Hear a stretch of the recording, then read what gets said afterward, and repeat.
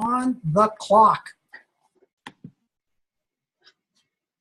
Proto Student Academy. Our challenge statement is to align 21st century education with the need to create the self-sustaining individual that will allow each person to understand and leverage their creative mindset to identify and exploit economic and social opportunities. The mission statement for Freedom Academy is to develop intrinsically motivated, self-sustaining individuals through creative and customized learning paths to foster innovation in the local to global community. As you can see, we are developing a prototype space that will facilitate our team's mission. This space is one piece of the puzzle as we see the classroom as a blend of academic learning and community stakeholder engagement, including local businesses, NGOs, and government agencies.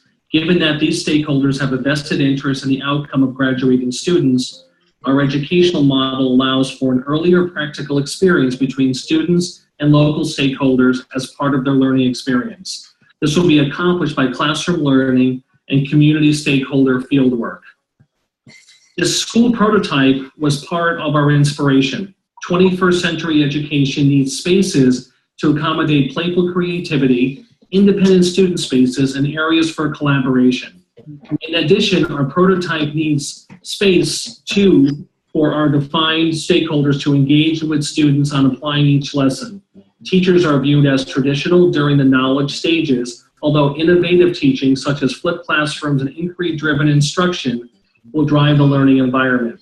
Knowledge would then be applied to stakeholder problem solving, both in a school or at a community location as part of fieldwork. This continuous applied problem solving model will help students understand the world in which they live, develop connections to the local communities, and be critical thinkers. Our stakeholders, businesses, NGOs, and government agencies will play an active role in having students experience reality, thus allowing our stakeholders to make adjustments through an iterative, creative problem-solving approach. Students will advance through their education by demonstrating practical accomplishment leveraging knowledge. This will also allow more special education students to participate in a non-restrictive setting, given the applied nature of our curriculum. Higher education would be more skills-based. Teachers will not only be in-class instructors, but will also facilitate instruction with co-teaching students and serve as liaisons to our stakeholders. Learning spaces will be more of a partnership that supports continuous innovation through uninhibited creative collaboration. School days will be less about time on learning and more about accomplishment with stakeholder-driven initiatives. Finally, education will be free, but funding will be borne by stakeholders given their dependency on the product, also known as our graduates. Government will be the referee to ensure that economic differences between communities do not jeopardize the equal education of all students. We understand there will be challenges. However, we also believe that the current educational model has outlasted usefulness and does not provide its intended value. In the current model, all stakeholders have to make up ground in a world that continues to change. In our model, the self-sustaining individual will see a world that can't be versus a world that is. Let's begin.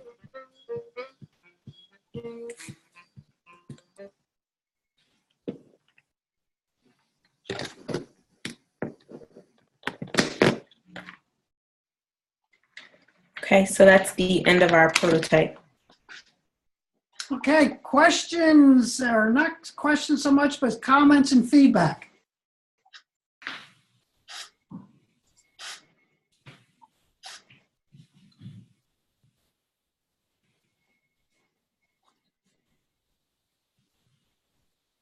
Did you say what grades exactly? Was this like K through 12? It's all the way through. It's actually starting K through 16 with various levels of the practical side. So it will be a shorter practical phase in the lower grades. And then as students, well, not grades, it's actually based on levels of accomplishment. As students advance through a level of accomplishment, they then have an increased practical experience applying the knowledge, and that just continues up until they finish whatever the first step is. And when you hit higher education, that's where it goes off into specific skill-based learning. So we focus more on critical thinking, creativity. We really don't have anything that divides students' interests. We present the students with community problems, and community being businesses, NGOs, and government. And then the students participate in the process of helping to solve those problems. So they can be very, very diverse. So the concept of, like, I'm going to say primary, middle school, high school, and higher education really is irrelevant to the design. Correct. That's right. So don't use the language then. My suggestion would be is don't use the language. Use something, that gets that across, that allows the person to see that this is more of a dynamic, interrelationship between a community and its people and learning. And also community has a broader definition. So community tends to have a narrow definition. When you talk about education, we're talking about local business organizations. We're talking about anybody who is within whatever we define as a community. And students being part of, if you look at younger age levels, for example, they might be looking at ideation. They might be looking at some type of user interface, depending on whatever the problem is. And then as you start to advance through solving the problems, obviously these issues may become more complex. The instruction helps fill the gaps of knowledge that are needed to continue, but the students are really identifying the type of knowledge that they need in order to solve the problem. Okay. I just want to add that the instruction isn't your normal lecture, Right. you sit and watch type of instruction. It's more of a flipped classroom type thing where they're doing it at home and they're coming to school, applying their knowledge and creating based off of what they've learned. Can I just say, as a primary teacher, I teach second grade, and to me, this is awesome. I mean, it's what I essentially would love to do in my classroom, but it doesn't exist. There's no way of doing that. But,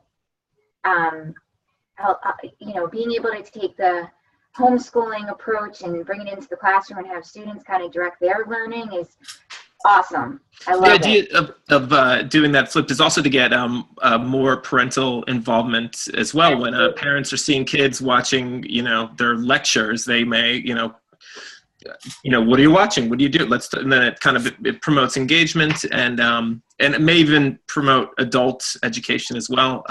Some students of immigrant parents who maybe didn't get involved in the schools because they didn't speak the language or whatever, can get more involved through that system.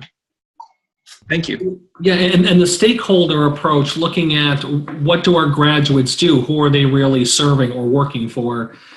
Those entities don't really have an involvement in what happens in, let's say, K through 12 or K through 16. And the model that we're looking at is those stakeholders actually drive what's happening because they're the direct beneficiaries of it. So it's in effect creating community partnerships. It's tightening the relationships where we're taking the gaps out of the various levels that are needed in order for innovation to continue. Yeah, it was interesting looking at the pictures of your physical space. And what I would suggest is some way of attaching those physical spaces to, and I'm going to use my word, the flow of information within those spaces. And what the pattern of work is like in those spaces. Because as I was watching those and listening to it, it really conjures up some interesting dynamics just because of physical space that allows you to play around with breaking down that traditional mold of grade levelness. So if you don't have grade level and you have these spaces that entertains different age levels of people, interacting around ideas, it'd be kind of interesting to see how you would, really, play with that and expand on it. Yeah, and that part of that is in our phase 2. We've had some of those discussions. In addition to the possibility of adding incubators to the spaces, so now you can have an incubation happening where the students, part of their learning is incubating before it hits organizations. I mean, there's a lot of possibilities once we lay this thing out. We just have you saw some of the draft drawings so far. So noted, Dr. Good. So we'll break the traditional mold. We'll break the traditional mold of K to 16. Yeah, yeah.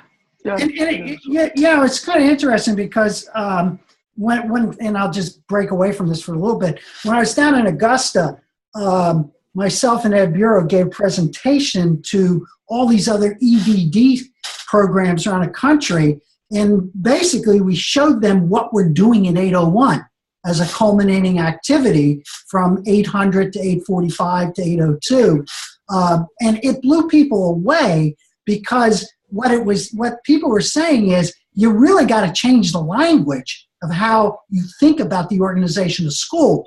And what I'm going to suggest to all of you, go back to Russell Acuff's book, Learning, Right Side Up, where he talks about the ideation of looking at new types of design. And the key there is for all of you is to think about the shift in language that's going to be necessary in order to break, our downloading of what old traditional schools look like.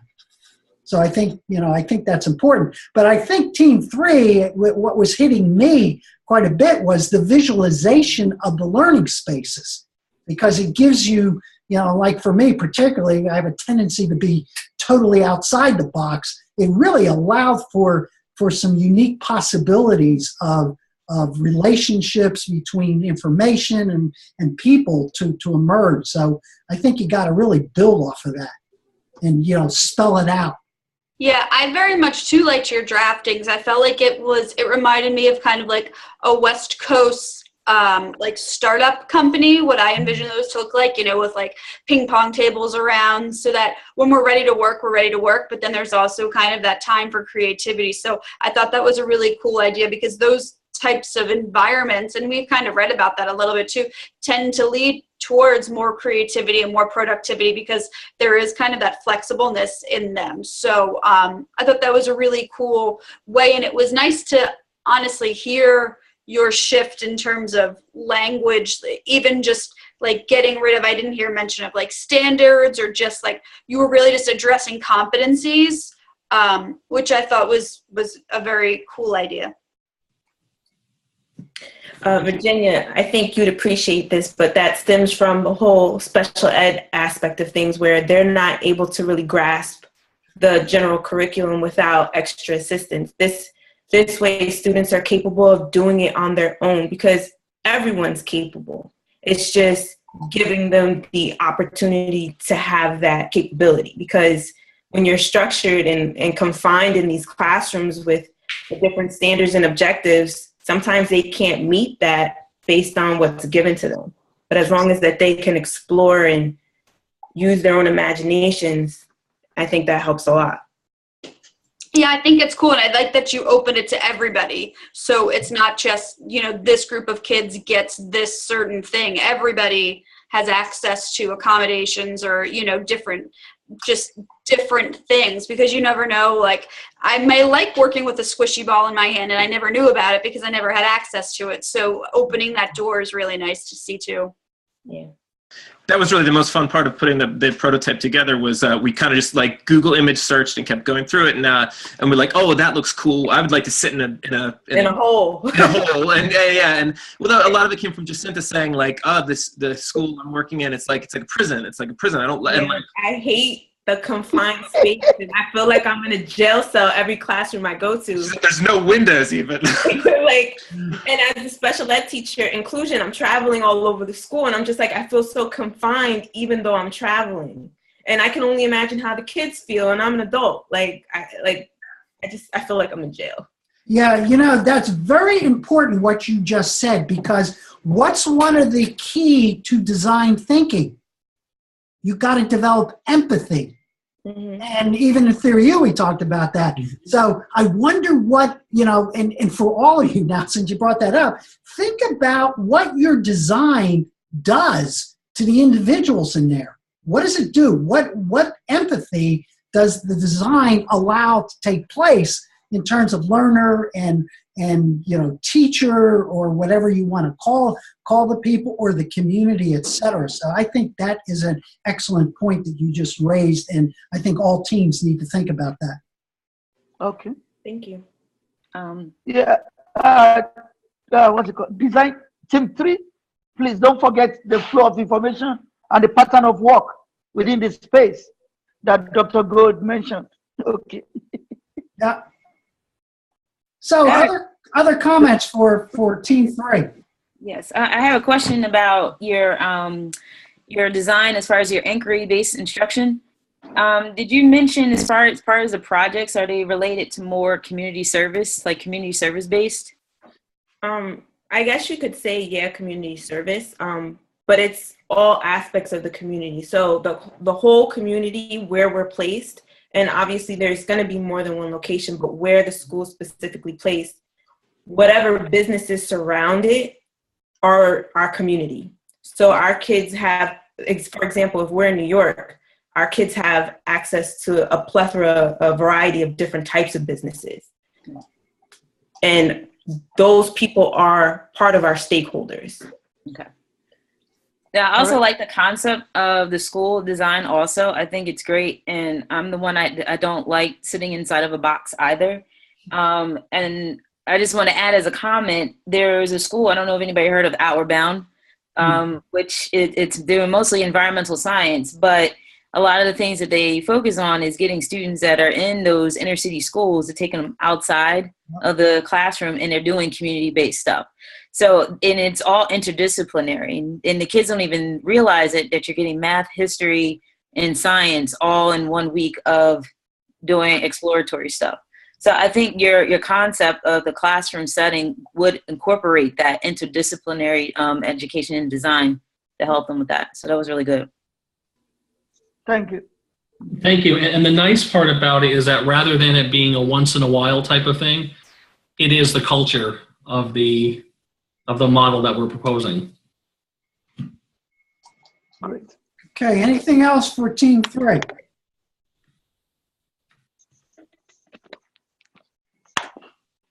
Okay, now I'm going to stop the recording.